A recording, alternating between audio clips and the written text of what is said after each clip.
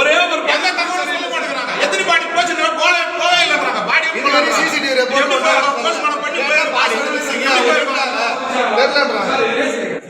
உள்ள வந்துச்சு போறதுக்கு சயின்ஸ் இல்லை, மீறி போறதுக்கு சயின்ஸ் இல்லைன்றாங்க. இது எப்படி போயிருக்க வெளியில போஸ்ட்மார்ட்டம் பண்ணி அமைச்சிருக்காங்க. போஸ்ட்மார்ட்டம் பண்ணிடலாம் கேட்டா இல்லைன்றாங்க.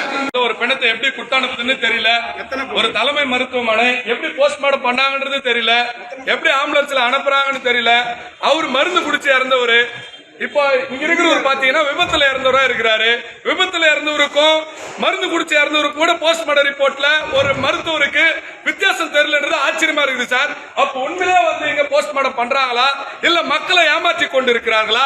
இது போல வந்து எத்தனை வழக்குகள் இவர்களுடைய போஸ்ட்மார்ட்டம் ரிப்போர்ட்டை நம்பி நடந்துட்டு கொண்டு இருக்கிறது. எப்படி வந்து அவ்வளவு அசால்ட்டா பண்ணி இருக்கிறாங்கன்றதே புரியல சார். பீகாருக்கு போயிட்டு இருக்குது பாடி. உண்மையான தம்பியும் பிள்ளையும் எல்லாரும் இங்க பாதிக்கப்பட்டவங்க எல்லாம் இங்க இருக்கிறாங்க. ஆனா பாடி பாத்தீங்கன்னா பீகாருக்கு ஆம்புலன்ஸ்ல போயிட்டு இருக்குதுன்னு சொல்றாங்க. அவ்வளவு அலட்சியமா சார். இங்க 11 மணில இருந்து நாங்க கேள்வி கேட்கிறோம்.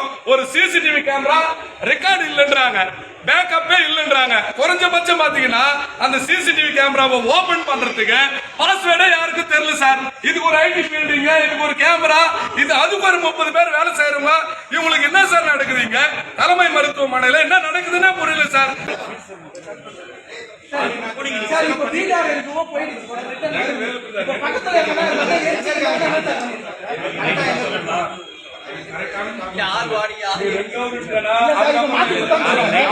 பக்கத்து ஊர் வந்து அவங்க எரிச்சுட்டாங்க.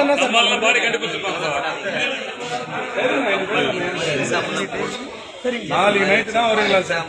சென்னைக்கு வந்து யார் பாடி யார் இப்போ கூட பாடி நாளைக்கு